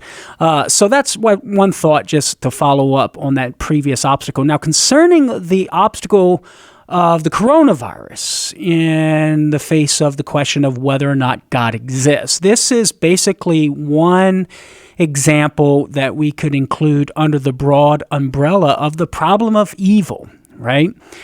If the question is God unjust or unloving or not good for permitting what we call in philosophy natural evil in this physical cosmos, then the answer is no, God is not unjust for doing that. And the reason is because natural or physical evils that arise within our physical cosmos, it's important to note that they're part and parcel of the material world. Inasmuch as you have a material universe with material things, the goodness of one thing is going to curtail the goodness of another. So, for example, the goodness of the lion and the flourishing activity of the lion is going to entail the curtailing of the goodness of the gazelle, right? Yes. So, too, the same with viruses, unfortunately. That's the way the material world works. The flourishing activity of a virus is going to entail the curtailing of the goodness of those things that the virus infects, such as us, if we have the virus, right?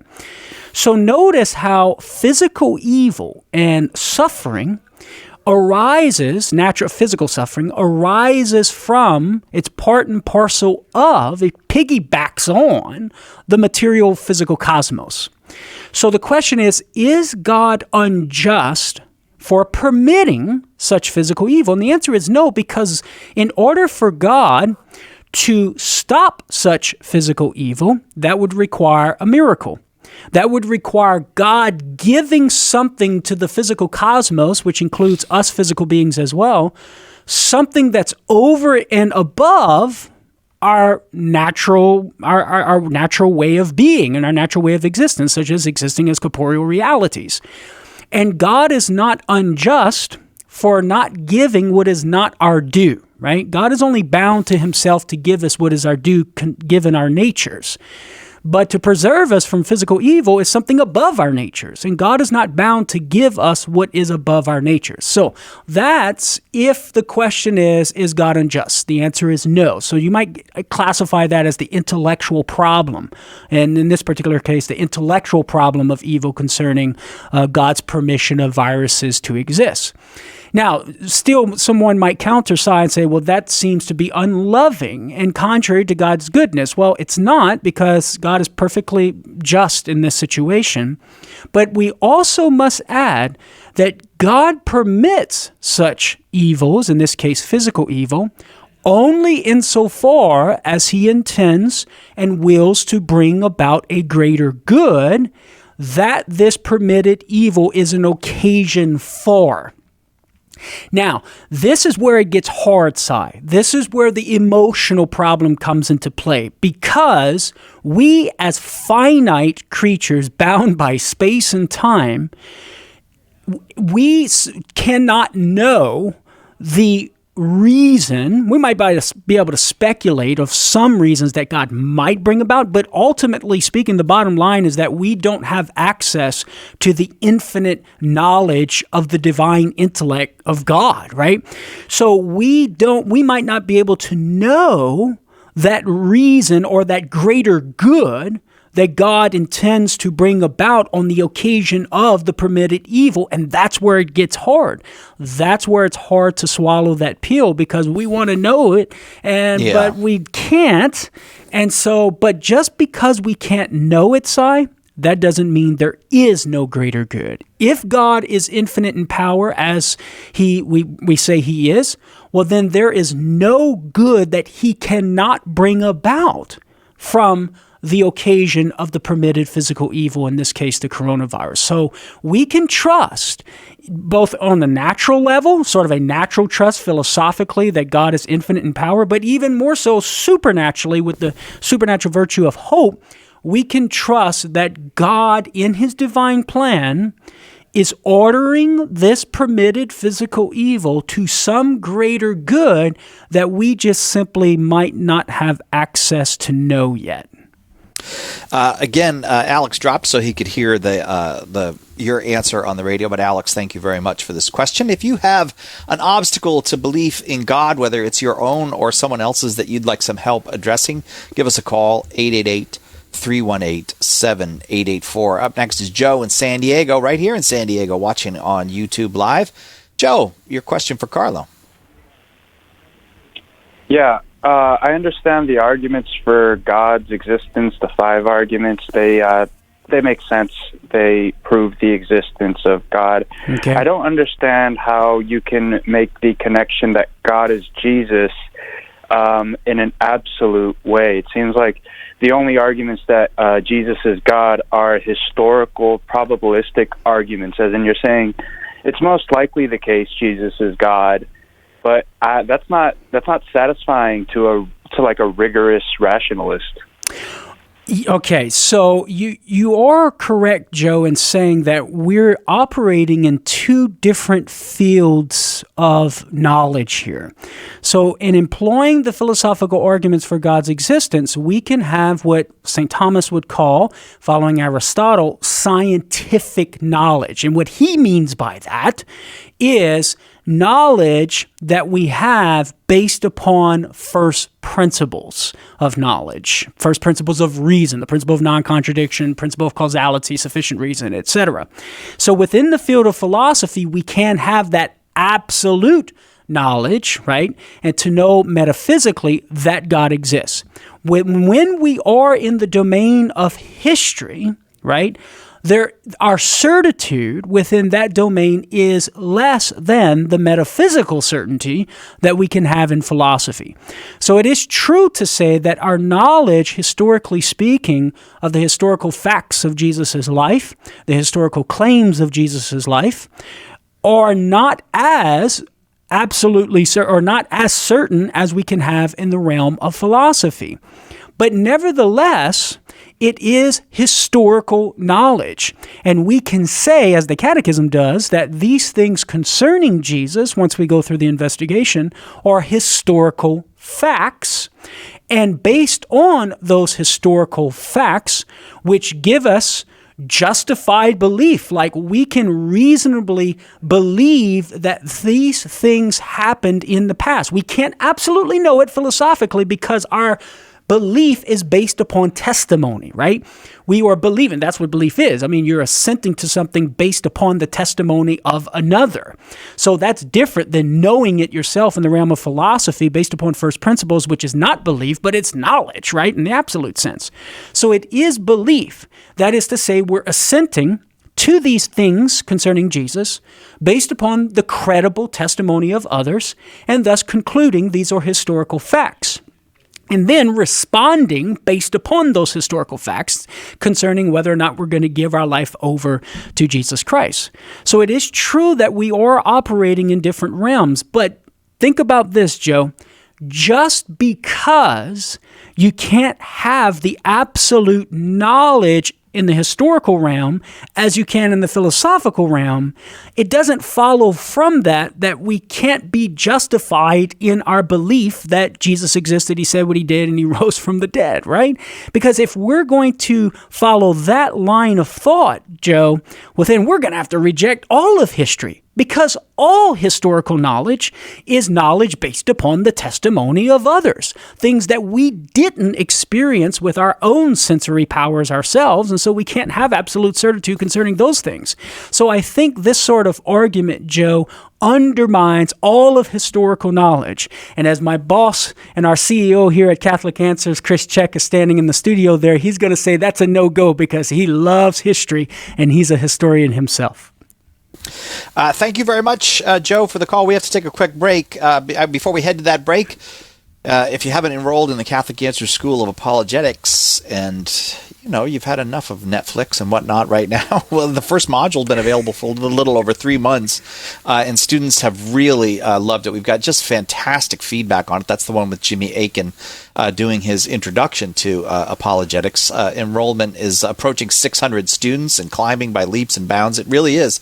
It keeps going up. I know it's well over 20 countries now in which people have taken that course. So we're offering an introductory price that saves you $30 if you sign up right now. But don't procrastinate. It'll go away before too long. And the second module in the course, Moral Apologetics, taught by Trent Horn, should be available before the end of this month, quite possibly as soon as next week. So keep your eyes out for that. Just go to schoolofapologetics.com, schoolofapologetics.com for more information and to sign up for your apologetics courses. You know what Catholic radio is? It's training for the troops. It's a interaural of the ear boot camp. The folks who listen, who grow in their faith, grow in charity, grow in all the virtues, they then go out and exert an influence far beyond just themselves. Catholic radio has an exponential effect for bringing people deeper into the faith. Dr. Ray Guarendi thinks Catholic radio is important. So should you. Underwriting for Catholic Answers Live is provided by Real Estate for Life. Real Estate for Life connects home buyers and sellers to real estate agents while supporting pro-life organizations. On the web at realestateforlife.org. Do you want to end abortion, halt the attack on traditional marriage, and ensure religious freedom for ourselves and for our grandchildren? To do this, we must convert the culture. St. Paul Street Evangelization is a grassroots initiative that recognizes this need and takes it to the streets. If you're interested in peacefully sharing the gospel in your area, visit streetevangelization.com to learn more.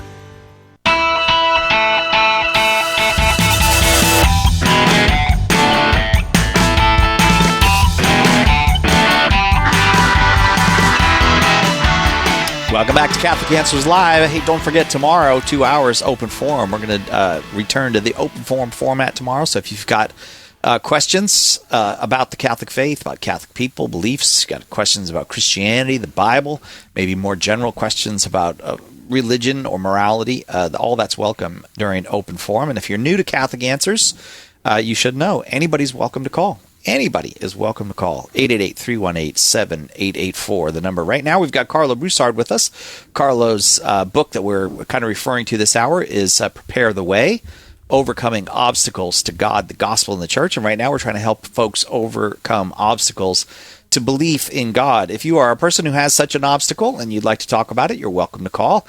And if you know somebody who's got such an obstacle and you'd like to help them with it, you're also welcome to call. 888-318-7884. Nancy in Chicago, Illinois is up next. Nancy's watching on Facebook Live. Glad to have you, Nancy. Your question for Karlo. Hi there. A friend of mine gave me a book called The Stone Reader, which I was not familiar with, but pointed to an article by Gary Gutting named Does It Matter Whether God Exists? And it seems like he kind of argues, even if we can say that he does definitely exist, what does it matter? We're not guaranteed salvation. And actually kind of piggybacking on the problem of evil, that the problem of evil is just solved by an appeal to our ignorance. So, not knowing everything. So I was just wondering, if Karlo, if you could kind of talk a little bit about that, about what does it matter and kind of the significance of God as it relates to evil, which you kind of did already. So. Okay. Yeah, Nancy, I actually have a DVD called Why God Still Matters.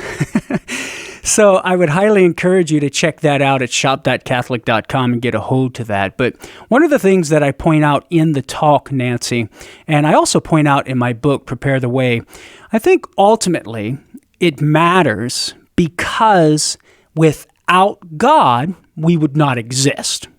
So whenever you go through the philosophical investigation, you come to discover, Nancy, that we are so radically dependent upon God's very causal activity right here and right now, such that if he were to stop willing me to exist, I would literally lapse into nothingness. If he were to leave me to myself, I would lapse into nothingness because of my very self, of my own nature. I don't have existence, the very thing that distinguishes me from absolute nothingness, right? Existence itself. I don't have the active existence of my very nature or my essence, right? And so it requires this ultimate reality that we call God to be giving me my existence here and now in such a way that an analogy would be like the light that's shining upon the table here in the studio is right here and right now caused by the lights in the studio shining. And if we were to flip the light switch off, right, there would be no light shining on the studio table here. Similarly, if God were to stop willing us in existence, we would lapse into nothingness and stop existing. So that's a pretty good reason, I think, why God matters, is because he's the reason why I exist right here and right now and am distinguished from nothing. It also matters too, Nancy, that God exists because in God alone do we find our complete satisfaction, what we call authentic human happiness, perfect and complete human happiness. And St. Thomas Aquinas does a beautiful job on this in his work, the Summa Theologiae, where he goes through all of the various things, all of the various goods of this life that can give us some forms of happiness, some kinds of happiness, but they're all limited and they're always leaving us to desire more goodness, right? And given that God is infinite goodness itself, he is that than which nothing more good can be desired, right? Well, then when we come to possess God and be united to God, we're going to be completely satisfied. And it is only in him that we can find our complete satisfaction or our complete happiness. So God matters for the sake of authentic, perfect, and complete human happiness. Now, with regard to the problem of evil, I would say God does matter with regard to the problem of evil because it is God and God alone, Nancy, that can bring about greater goods from the occasion of permitted evils within the world, whether they be physical or moral, such as sin or suffering. Without God, well, then you would have no greater good being able to come from these permitted evils. Everything would end literally in nothingness, and there would be no hope, no purpose, no meaning whatsoever, no light whatsoever in the darkness of evil within our world and within our experience. And so I think the atheistic worldview gives definitely a bleak view of reality as opposed to the theistic worldview. So God does matter to rectify all of the evil and to redeem it in what we call as Christians heaven and that glory to come. Okay, Nancy? All right. Sounds good. 3 solid reasons. I like it. Thank you very much. Well, thank you very much. It's nice to hear that Gary Gutting from Notre Dame University is making sure we don't believe. Yeah, and I forgot to mention that, Si. I had not heard of the book, so I can't comment on the book itself, right? He used to run the philosophy website for the New York Times, but I don't know if it's still running. Yeah, you wonder about Notre Dame University. But Bianca in San Antonio, Texas, listening on Guadalupe Radio. You are up next. You got an obstacle that you want to share with Karlo? Yes, I have 3, and I'll try to go through it as fast as I can. The first one is when it comes to determining between good and evil, isn't that just common sense? Like, we don't need a church to tell us that. 2, I know that I said earlier that I'm kind of pulling away from the church because of all the corruption, but I felt like I used the wrong word. It's not necessarily corruption that how I would describe it. It's more like it just looks like the Catholic Church is just too easy to break. And what I mean by that is like the burning of Notre Dame, the Easter church shootings a couple of years ago, the clergy sex abuse scandal, and right now with the churches closing, it feels like Jesus lied when he said that no evil would destroy his church. Because, like I said, from everything that I've seen and what I listed, it just feels like it's too. Like I said, the church it's too fragile. It's too easy to break. Okay. And the third one is sorry, because it's a lot on my mind. But yeah. I think what I mentioned was that that I just. I'm to the point where it's like atheism or Satanism looks better than being Catholic. So it's like, why should I stay? Okay. All right, well, that is a lot, Bianca, and so let me see if I can help you out here. Okay, so number one, you asked, can we know good and evil by common sense without the church? Or as you put it, we can know good and evil by common sense and we don't need the church. The answer to that question is yes, Bianca. I don't know if that surprises you or not, but we can know what is good and what is evil by the natural light of human reason. That's called moral philosophy, okay? Now, Jesus gave us the church in order to help us out, Bianca, because even concerning those natural truths about what we need to do that's good as human beings, what we shouldn't do that's bad as human beings, even though we can come to know those things on our own without the church and without God's revelation, well, God helps us out and reveals those truths to us supernaturally, for example, in the Bible, through Moses in the Old Testament, and even through Jesus and Jesus' teaching. And then Jesus gives us the church to help us, Bianca, to be preserved in those truths of good and evil, lest we go astray. Because, face it, Bianca, I don't know about you, but sometimes I make mistakes. Sometimes I can mess up. Sometimes I get it right. Sometimes I don't. And so Jesus gave us the church, Bianca, to help us out, so that we're not left to our own fallible powers of our own reasoning of trying to figure all this stuff out. So it's a help. And so some people might say, well, it's just a crutch for the weak. Well, what's wrong with a crutch when you are weak? I'd say it's pretty darn good. I like having a crutch. If I got a broken leg, it helps me get around. So too, Jesus gave us a church to help us to know good and evil, even those things that we can know by ourselves, by our own natural light of human reason. Okay? Now, secondly, you said the Catholic Church seems easy to break, and you list a variety of things such as the burning of the church. Well, yeah, churches are subject to things within our cosmos that can destroy them, okay? But guess what, Bianca? The visible church itself, the church building, that's not the church that Jesus established. That Jesus established a community of believers in him, united by something that no thing in the physical cosmos can touch, namely grace, okay? And it's that grace that unites us to Jesus and constitutes this church, his church, in the invisible dimension. You talked about the clergy sex abuse scandal, and we affirm with you, we're right with you, Bianca, and we say, yes, that is wrong. It is a scandal, and unfortunately, it's leading many people to question their faith and even leave the Catholic Church. And we condemn such evil. But notice, Bianca, these individuals are failing to live up to the standard that Jesus calls them to live up to and calls you, Bianca, and myself to live up to, and all of us to live according to what is true, good, beautiful, and holy. Those individuals did not. That's called sin, okay? And we condemn that, and we hope that they repent. And so Jesus promised in Matthew 16:18 that the gates of the netherworld would not prevail against his church. That did not mean, Bianca, that the evil forces of this world would not conquer visible churches and local churches within the world. That's happened in history. But what it does mean is that Satan will never prevail against this church concerning the church officially teaching error, concerning matters of God's revelation and what's true and what's not true, what's good and what's evil.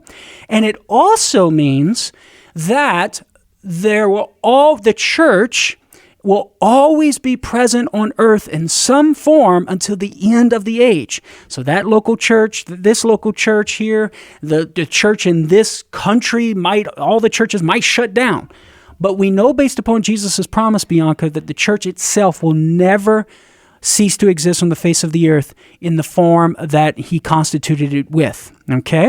And then finally, atheism or Satanism, well, we would have to have a little bit longer conversation, Bianca, to talk about the claims of Jesus and whether they're reasonable to believe it or not. Because if they are, well, then we shouldn't embrace atheism and we shouldn't embrace Satanism, because Satan is the opponent of Jesus, but Jesus says he has victory over Satan. So Bianca, I wish we had more time, and I'll tell you what, we do have more time tomorrow, so I would be willing to continue this conversation with you, with Jimmy here tomorrow, because it's very serious what you're talking about, and Karlo gave good answers, but it's the kind of thing that might require some dialogue that we don't have time for at the moment. So if you have time, give us a call tomorrow, and we'll continue the conversation. Karlo Broussard has been our guest. You should look for his book, Prepare the Way, Overcoming Obstacles to God, the Gospel, and the Church. Karlo, thanks very much. Hey, thank you, Cy. It was a joy, my friend, as always. It always is. And we'll see you tomorrow, God willing, right here on Catholic Answers Live.